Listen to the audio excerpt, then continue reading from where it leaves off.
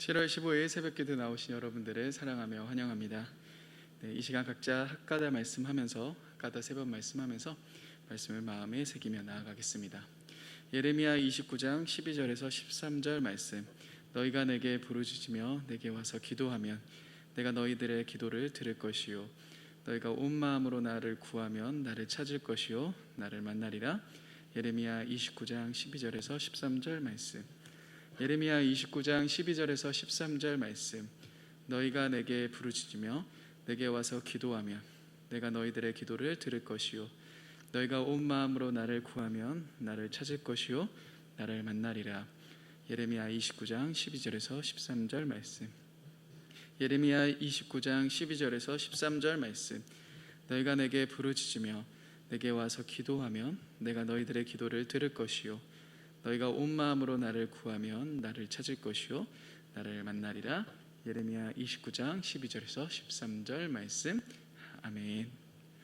오늘 하나님이 우리에게 주신 말씀은 이사야 41장 21절에서 29절까지의 말씀입니다. 이사야 41장 21절에서 29절까지의 말씀입니다. 제가 읽겠습니다. 나 여호와가 말하노니 너희 우상들은 소송하라. 야곱의 왕이 말하노니 너희는 확실한 증거를 보이라. 장차 당할 일들 우리에게 진술하라. 또 이전 일이 어떠한 것도 알게 하라. 우리가 마음에 두고 그 결말을 알아보리라. 혹 앞으로 올 일을 듣게 하며 뒤에 올 일을 알게 하라. 그리하면 너희가 신들인 줄 우리가 알리라. 또 복을 내리든지 재난을 내리든지 하라. 우리가 함께 보고 놀라리라.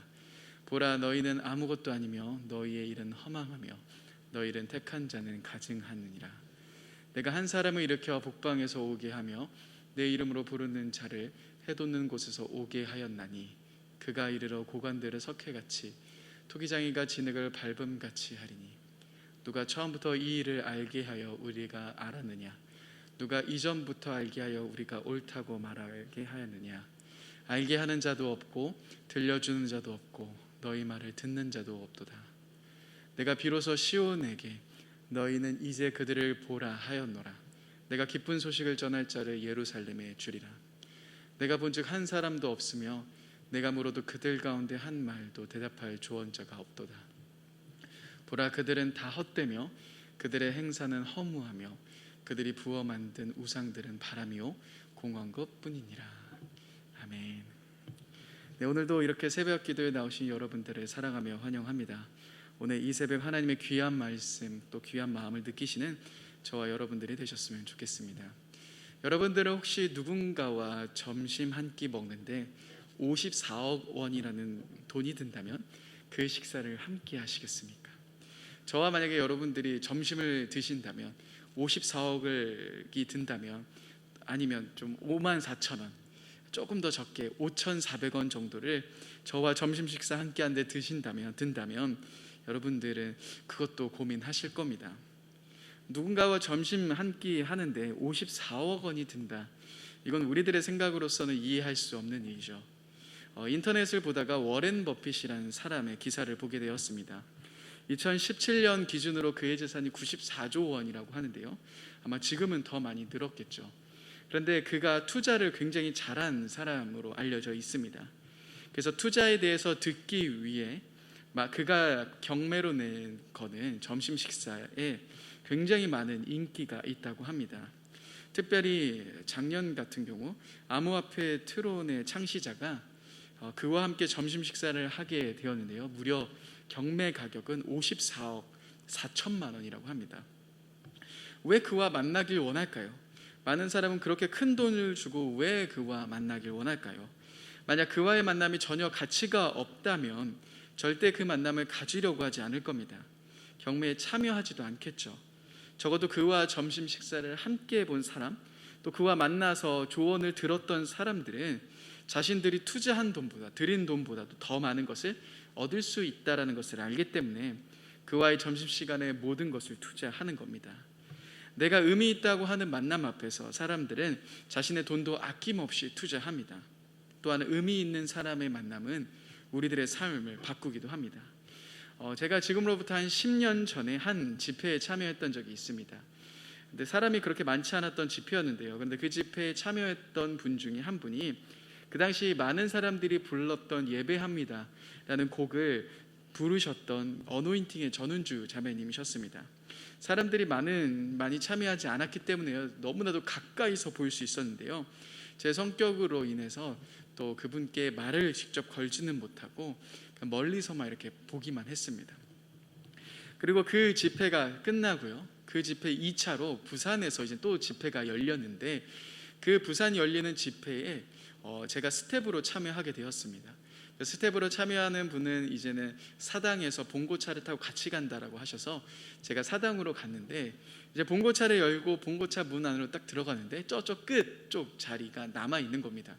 맨 뒷줄 자리가 남아 있어서 그냥 들어갔습니다. 그런데 제 바로 옆에 어떠한 분이 오셨었는데, 미리 오셨는데 그분을 가만히 보니 바로 저번 세미나 때 보았던 너무나도 익숙한 분이셨던 겁니다.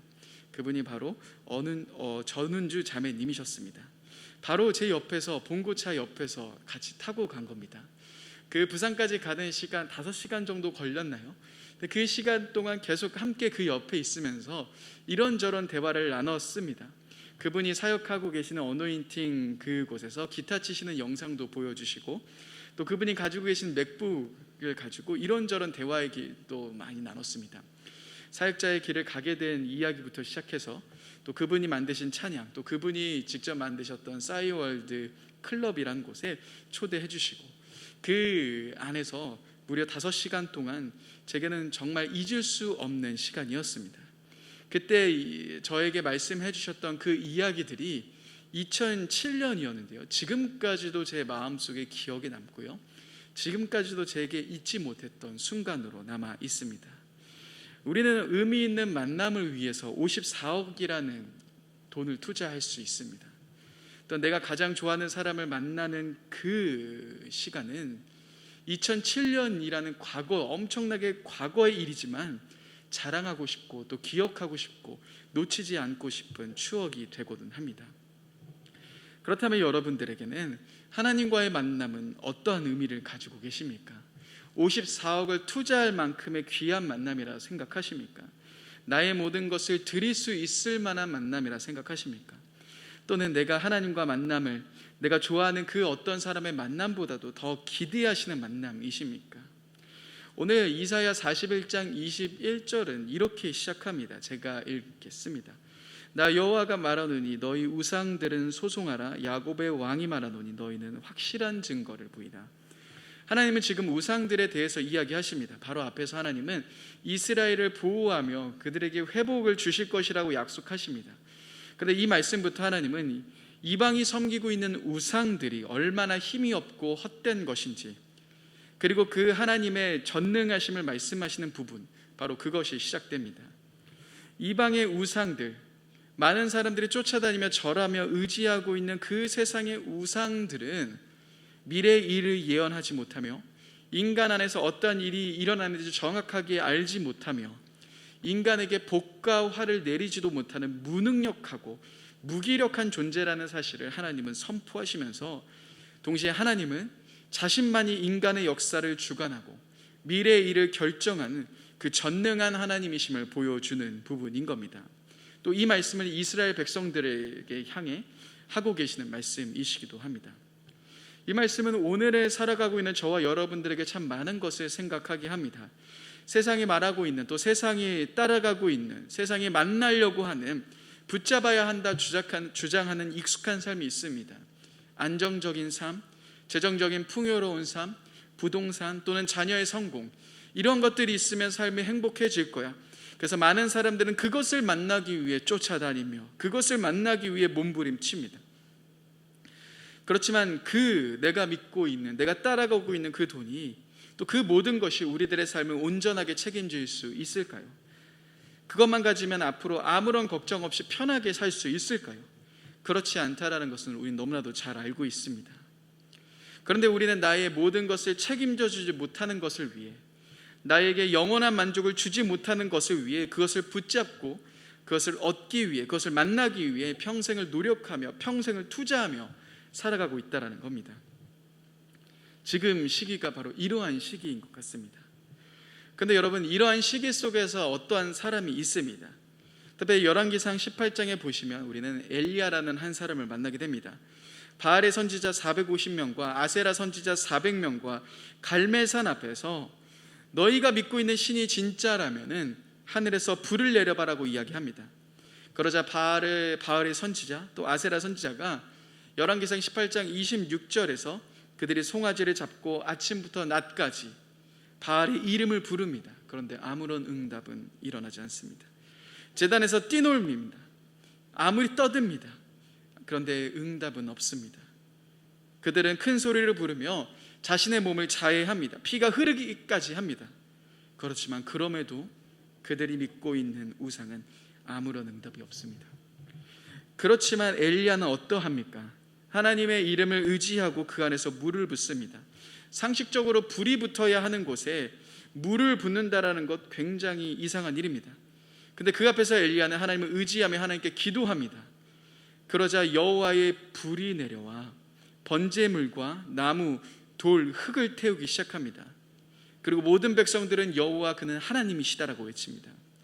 여러분, 엘리야의 그 현장 속에서 처음 백성들의 반응은 어떠했습니까? 둘 사이를 머뭇머뭇거리고 있었습니다. 하나님을 믿을 것인지 아니면 바알을 믿을 것인지 그들은 걱정하며 머뭇거리고 있었습니다. 그들은 엘리야의 말 앞에서 한마디도 말하지 못하고 있었습니다. 여전히 선택하지 못했습니다. 그런데 이러한 상황 속에서 한 사람은 하나님을 의지하며 그 하나님을 바라봅니다. 그리고 하나님의 살아계심을 나타내는 삶을 살아간다는 겁니다. 불가능한 현실 앞에서 세상의 우상은 할 수 없는 그 모든 것 앞에서 하나님을 의지하며 담대하게 걸어가며 그 안에서 하나님의 살아계심을 보여주는 삶을 살아갔다는 겁니다. 여러분, 세상은 가치 있다라고 여기는 그 만남에 자신의 모든 것을 드립니다. 그 만남이 자신에게 유익을 줄 것이라고 알고 엄청난 돈을 드리고 또 시간도 드립니다. 그와의 만남을 고대합니다. 그런데 여러분, 지금 나의 모습은 어떠합니까? 내가 믿고 있는 그 하나님은 어떠한 분이십니까? 헛된 우상들보다 위대하시고 비교할 수 없는 바로 그 하나님과의 만남 앞에서 나는 어떠한 모습이십니까? 우리가 믿고 있는 하나님은 오늘 말씀 25절부터 자신을 증거하기 시작하십니다. 아무런 것도 할 수 없는 무능력한 우상들의 심판을 선포하시면서 하나님은 자신의 능력을 보여주십니다.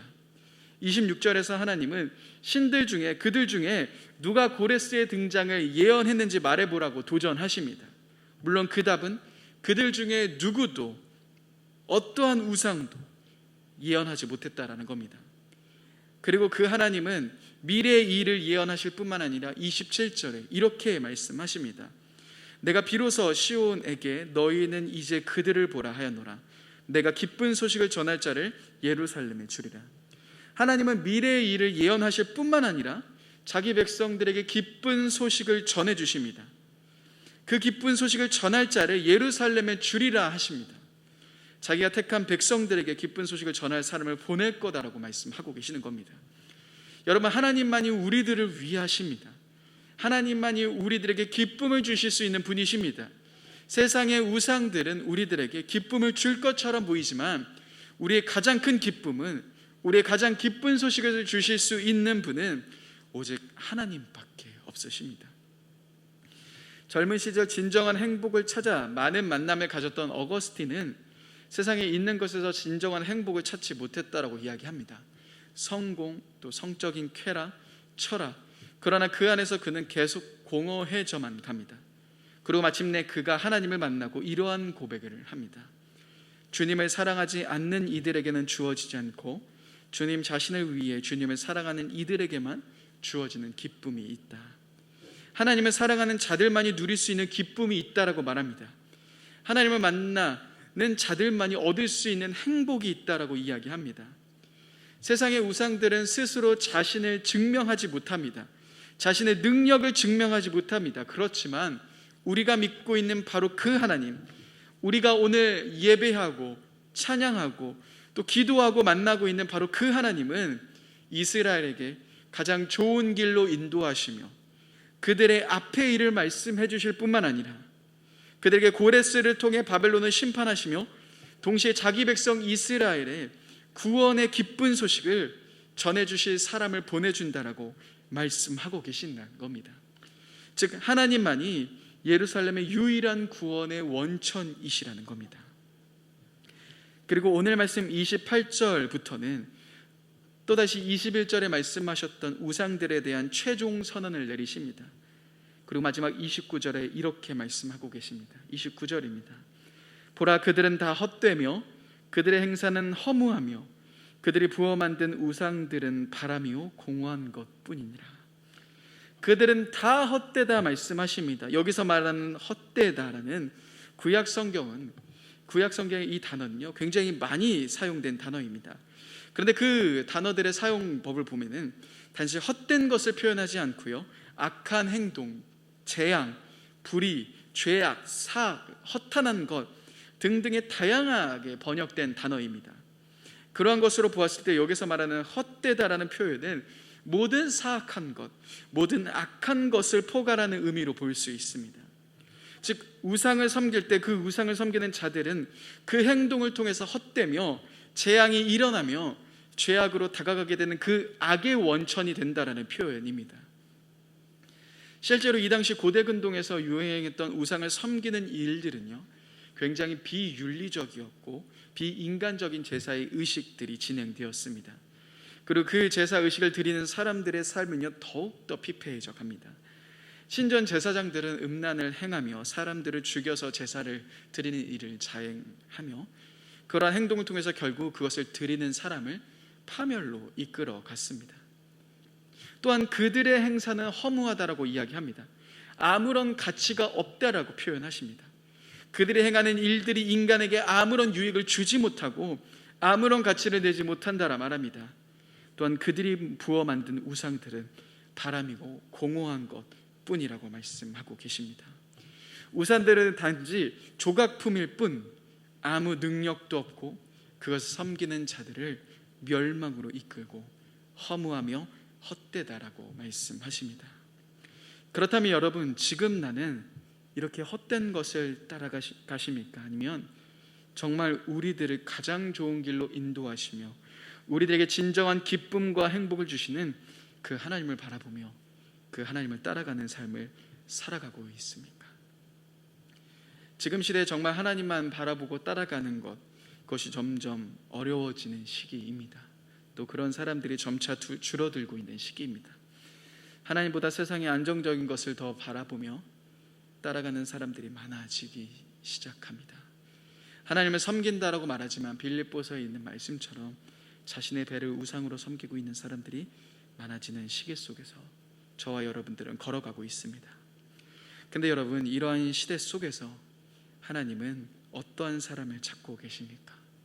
하나님의 말씀을 듣고 그 하나님의 능력을 믿고 그 하나님의 진리를 가지고 그 하나님을 만나는 그 사람들을 찾고 계신다라는 겁니다. 세상에 따라가고 있는 거짓된 우상들을 버리고 그 우상들을 따라가는 것이 아닌 예수 그리스도만을 붙잡고 예수님만이 나의 소망이다, 예수님만이 나의 모든 것 되신다 고백하며 그 하나님과의 만남에 자신의 모든 것을 드리는 그 사람을 찾고 계신다라는 겁니다. 여러분, 성경은 바로 그러한 사람들의 이야기가 넘쳐납니다. 그 당시에 섬기고 있었던 우상들을 버리고 하나님을 따라가며 신실하게 걸어갔던 자들의 이야기가 넘쳐납니다. 그리고 하나님은 그들의 삶을 통해서 일하셨습니다.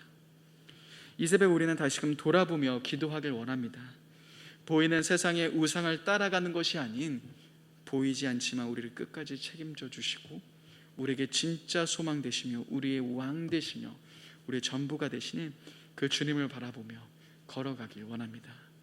오늘도 이렇게 결단하며 이 걸음을 걸어가시는 저와 여러분들이 되셨으면 좋겠습니다. 함께 기도하겠습니다. 사랑의 주님, 세상은 보이는 우상을 쫓아갑니다. 안정이 중요하다, 돈이 중요하다, 성공이 중요하다 외치며 그 길을 따라가는 많은 사람들이 있습니다. 하지만 이러한 상황 속에서 주님, 우리는 보이지 않지만 우리와 함께 하시고 우리의 모든 것 아시며 우리의 전부이신 왕이신 주님 한 분만을 의지하며 소망하며 나아가고자 합니다. 우리 각자의 삶 속에서 그 하나님을 더욱더 깊이 신뢰하며 그 하나님을 의지하며 걸어갈 수 있도록 인도하시며 그 길을 걸어갈 때마다 하나님의 놀라운 역사가 우리들의 삶 곳곳에서 나타날 수 있도록 주님 함께 해주세요. 감사합니다. 사랑합니다. 교신 예수님의 이름으로 기도합니다. 아멘. 이 시간 말씀을 붙잡고 또 교회와 나라와 열방을 위해서 함께 기도하면 좋겠습니다. 먼저 여러분, 세상이 따라가는 우상을 따라가지 않고 오직 하나님을 신뢰하며 믿음으로 걸어갈 수 있도록 함께 말씀을 붙잡고 기도하길 원합니다. 계속해서 교회와 나라와 열방을 위해서 기도하실 때요, 먼저 교회를 위해서 기도하실 때 코로나의 상황으로 인해 모든 예배가 다시 온라인으로 바뀌었습니다. 그렇지만 주님, 이러한 모든 상황 속에서 우리가 좌절하지 않고 각자의 삶의 자리의 예배를 회복할 수 있게 달라고, 그 안에서 주님을 예배하며 주님을 만나는 일들이 우리 모든 성도님들의 삶 가운데 또 나의 삶 가운데 일어날 수 있도록 함께 기도했으면 좋겠습니다. 또한 계속해서 담임 목사님과 리더십을 위해서 기도하시고 또 교회 학교와 다음 세대를 위해서, 교회를 위해서 기도했으면 좋겠습니다. 나라와 열방을 위해서 기도하실 때 코로나의 상황이 좋지 않습니다. 코로나 4단계로 되면서요, 많은 분들이 어려워하고 계십니다. 하루빨리 이 상황이 안정화되어 다시금 일상이 회복될 수 있도록, 또한 백신이 원활하게 공급될 수 있도록 나라를 위해서 기도했으면 좋겠습니다. 마지막 열방을 위해서 기도하실 때 우리가 후원하고 있는 선교사님들을 위해서 기도하십시다. 선교사님들의 모든 사역과 가정과 그 모든 곳 가운데 하나님의 평강과 은혜가 함께할 수 있도록 사역이 위축되지 않으시고 담대하게 하나님의 복음을 들고 걸어가실 수 있도록 함께 기도했으면 좋겠습니다. 말씀을 붙잡고 또 교회와 나라와 열방을 위해서 기도하신 후 개인의 더 깊은 기도의 자리로 나아가겠습니다. 함께 기도하시겠습니다.